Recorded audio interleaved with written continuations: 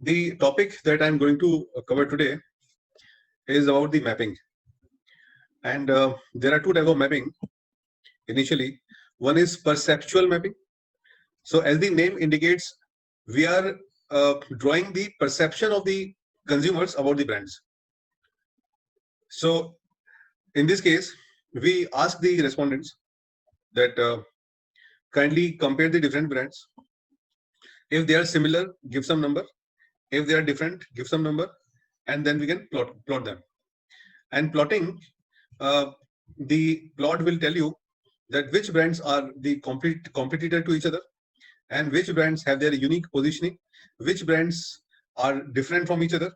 So we are plotting the perception of the consumers about the different brands with the help of perceptual maps.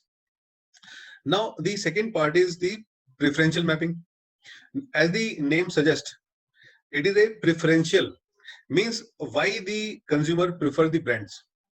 So here we are relating the attributes with the brands, and we want to know that which attributes are closer to which brand, like this.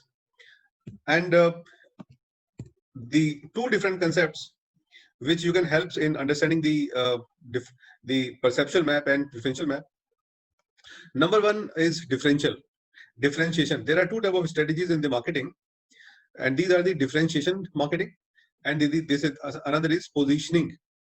Now, differentiation means how your brand is different from others. So companies are focusing in differentiating their brands, how the brands are different from each other brands. So these strategies are known as differentiation strategies.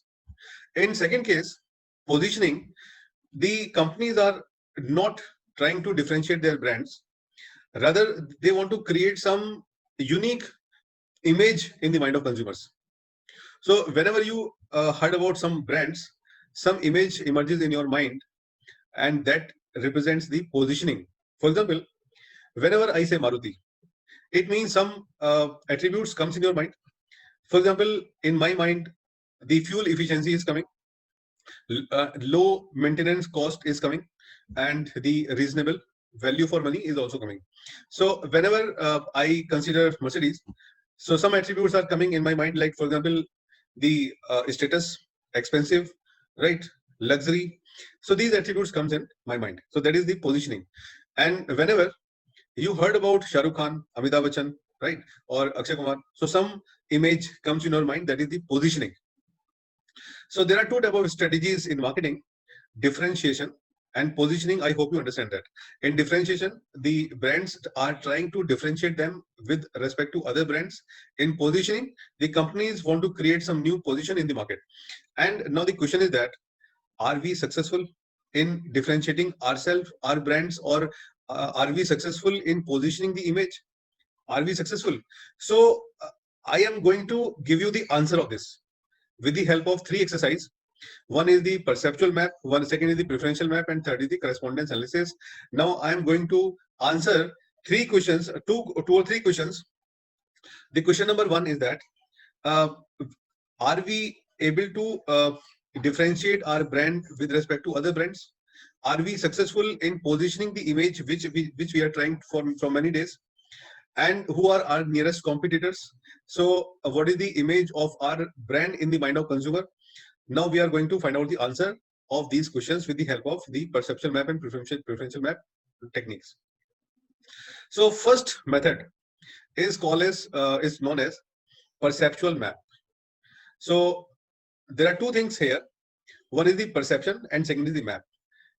Perception means we are going to make a map which represents the perception of the customers about the different brands. And whenever I am saying brand, so brand is a very broad term. Shah Rukh Khan is also a brand, and even the Maruti is also a brand. Nokia is also a brand. So these are the brands. Within a company, there may be many brands, and we are trying to understand that what is the perception of the consumers about these brands.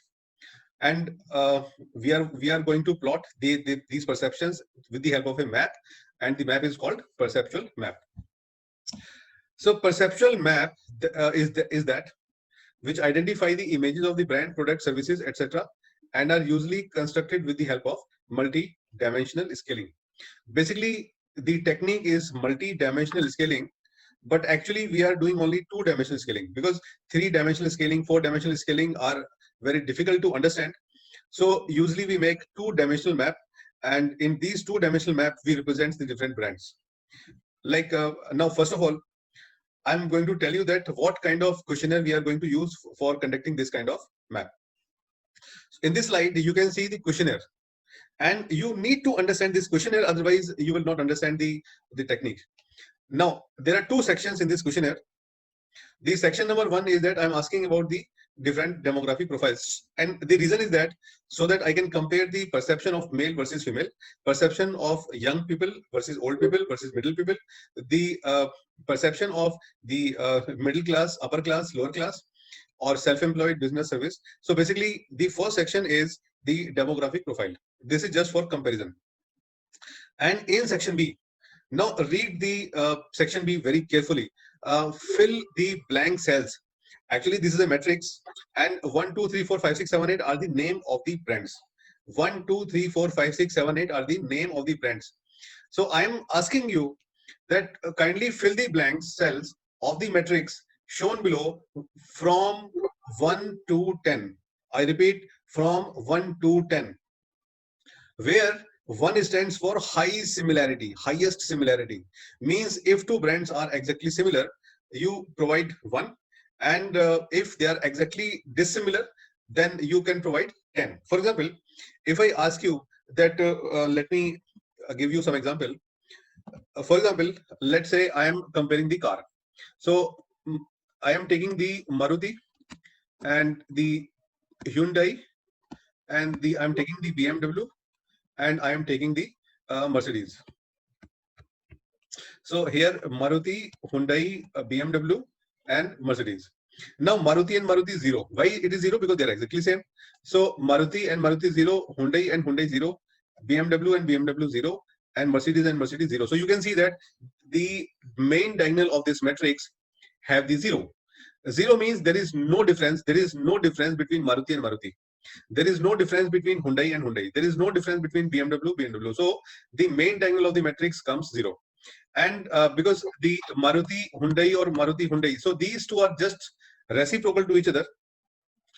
So I will cross this matrix because it is a duplicacy of the data. Because the comparison of Maruti with Hyundai is similar to Hyundai with the Maruti. The similarity between A and B is equal to B and A. So I cross because I do not want the duplication. So now I am saying you to compare these brands with each other and find out the answer.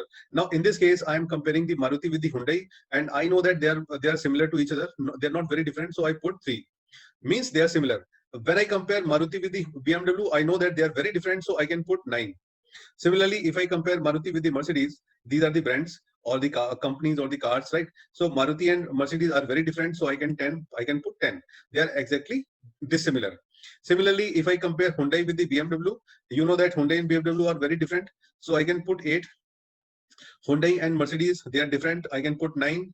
And now I'm comparing BMW with the Mercedes. So I know that they are nearly same. So I can put 2. So in this way, this is the data provided by the customer, provided by the respondent. So in this perceptual mapping, what you need to do, you make a one-page questionnaire, and it is a one-page questionnaire, and I am putting this X. Why? You can see that all these X are. This is just for avoiding the confusion that if you don't put X, then the respondent may give responses here also, but actually this is just duplicacy of the responses. So we do not require responses in the upper triangular matrix. So I should put X here. X means no, not required. Only these blank cells. In these blank cells, I need the response. So you know that now the questionnaire is very easy, and the response, getting the response in such kind of questionnaire is again very easy. So this is the way we can collect the responses. Now one thing more, suppose you are distributing the questionnaire to, let's say, 100 respondents.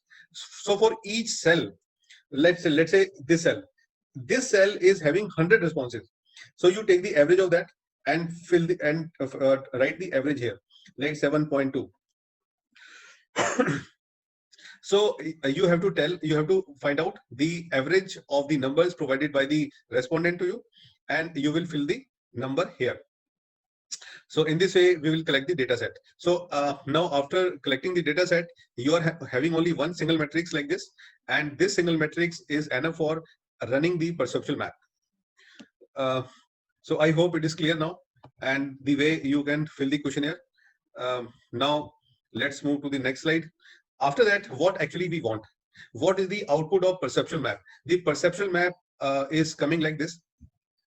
And now, if you observe few things in this graph, so I'm telling you my observations. Number one, some of the observations in this graph. You can see the name of the axis, and the naming of the axis requires a lot of expertise. It is very, very difficult to name these dimensions name, but we have to give some of the names to the dimensions, and you can see that these cars, these brands comes in one quadrant, these cars comes in another quadrant, and Porsche is it is different, it is away from all other brands, so we call it, okay, so this brand is not near to any other brand, so I can say the Porsche, the positioning of the Porsche is unique. So this is my interpretation. I call it unique positioning. Means the position, the image of the Porsche car is highly unique, so it is not near to any other brand. Okay, now the BMW and Pontiac are very close to each other. It means they are close competitors. Anybody who is who want to buy BMW can also buy the Pontiac. And this Chevrolet, Datsun, and Ford, they are very close to each other. So it may be possible that the image of the consumer about all the three brands are exactly same. Similarly, you can see this combination. They are very close to each other. So if the brands are very close to each other, it means they are the close competitors, and consumers have similar images about these brands. And if the brand is coming very far, like here you can see that this is far from other brands, it means this brand is having some unique kind of positioning. After that, we have to give some name, like the fun to drive, sportly looking, appeal to young people, had spirited performance, and all these cars are high up in this, and all the cars are high in this. So it is a kind of perception map where we are representing the different brands with respect to different dimensions, and the brands which are close to each other are the competitors, and the brands which are unique must come in one corner. So this is the output of perception map. Along with the output, we want to report few statistics that I'm going to explain you. Like there are two statistics which are very important. One is RSQ, and second is the, okay, this is the table. Okay, now in this slide, you can see that there are some statistics which comes along with the perceptual map, and we should know what is the meaning of this, and what to report and what not to report. So the most important output in the perceptual map is called stress estimates. So you know that stress is something, lower it is, better it is, right? Stress is a negative concept. We do not want much stress, so you know that lesser the stress, better it is. And as a rule of thumb, the stress should be less than 0.2. The stress of the graph of the map should be less than 0.2. Opposite to the stress is called RSQ. It is nothing, it is a R square, but in statistics it is called RSQ statistic. So RSQ statistic is a measure of goodness of it. So RSQ should be greater than 0.8. This 0.8 we require, and higher the RSQ, it means the consumer are more clear about the brand positions, brand differentiation, and the brand positioning. So high RSQ means the clarity of the clarity in the mind of consumers about the different brands. And is high stress means the customers are confused. So stress is a measure of confusion, and we know that lower it is, better it is. And RSQ is a measure of goodness of it. Higher it is, better it is. Perceptual map, I know that we are going to make this map. Coordinates means you know that in two-dimensional space there are two coordinates. One is x coordinate and second is y coordinate. So there are four quadrants of the two-dimensional space. I'm just showing you, this is the x-axis and this is the y-axis. This is the first quadrant, second quadrant, third quadrant, and the fourth quadrant. So these quadrants, each brand is having two coordinates. Like for example, this is a brand one, and this brand one, it is having two coordinates. This is x coordinate, and this is the y coordinate. We write xi and yi. So these are the coordinates, and by looking at the coordinates, we can find out that which coordinate is high, which coordinate is less, which coordinate is positive, which coordinate is negative. Okay, now coordinates, eigenvalue and Wilks lambda comes in the preferential mapping, so I will discuss it there. In perceptual map, these values will not come. Here we are going to discuss only the perceptual map first, and eigenvalue Wilks lambda comes in preferential map. Similarity or distance judgment. Actually, we are asking the respondent that compare any two brands and decide whether they are very close to each other or they are very different from each other. So this is the output. So in perceptual map, the input is actually similarity and the distance judgment of the customers, all the respondents, right? And okay, now objects and or stimuli are basically the respondents. Okay, now let's move.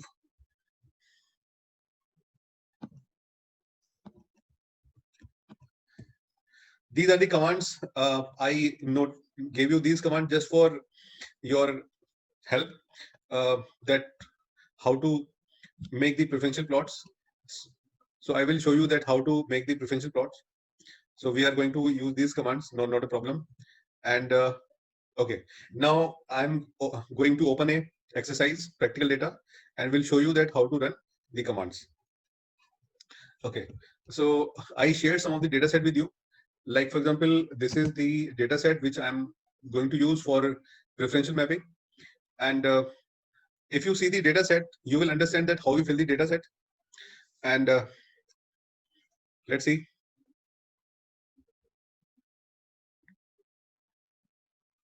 Okay, now actually this is a matrix. First, let's see the variable view. In variable view, you need to note down few things. For example, first variable should be always the string variable. First variable should be the string variable always, and rest of the variables are just the name of the brands. So this is the variable view. The first variable is the string, and the first variable is always is the brand. Right. Suppose you want to plot the movie actors, so you can write movie actors or the news channels or the shirt brand. So first variable should be the name of the brands or the products or the attributes, whatever be. And the first variable should be the string variable, and all other variables should be the name of the brands. After that, how we fill the data set. After that, when we go to the data set, the first column which represents the observations of the first variable is nothing. It is again the name of the brands. So we write the name of the brands here, and this is variable name. We also have the brands, and we are plotting the matrix. You can see that the main diagonal of this matrix is 0, and all other are basically the similarity judgment. So these numbers are known as similarity judgment, means how the brands are different, how the brands are similar. For example, this 10 means Maruti and Hyundai is entirely different, and this one means Audi and Mercedes are exactly same. So wherever you can see 1, it means they are exactly same. 7 means moderately different, and 3 means they are similar to each other. So we have to put these numbers in the perception map, and now rest of the thing is to find out the output. So I am showing you the simplest output. Go to the analyze, scale, and now I'm going to run with the help of multi-dimensional scaling. And in multi-dimensional scaling, I am just transferring the brands. So just note down all these things. I'm transferring the brands. Distances, I'm taking the square symmetric. There are many options here, but I'm taking the this square symmetric diagram, and then you can click on the model. Model is ordinal because here the number is representing the order. So I provided this ordinal option, ordinal, and untie tied observations, because it may be possible that one number is repeated. So in that case, I should click on this. And minimum dimension I require 2, maximum also I require 2. We do not require 1 dimension or 3 dimension, only we require 2 dimension. And the coordinates are calculated on the basis of the Euclidean distance. So this should be there.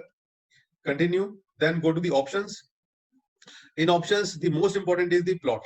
So I want to see individual subject plot, but let's click on all, because model and option summary is required, because we need the value of the stress and the R square, and data matrix is the just matrix of the data set, and I need the group plot as well as individual subject plot.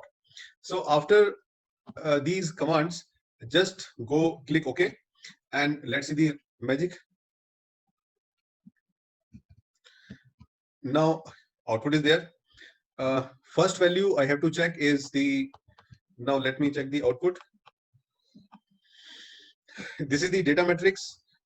If you need, you can report this data matrix in the research paper. This data matrix is basically the summary of the data, summary of the responses collected from the respondents. And most of the time it comes in the decimal. You should not write in the whole number, like in my case, because it is a demonstration, so it is a whole number. Otherwise, all these numbers should be in decimal. After that, the most important value is the stress and the RSQ value. So here you can see the stress value is only 0.06.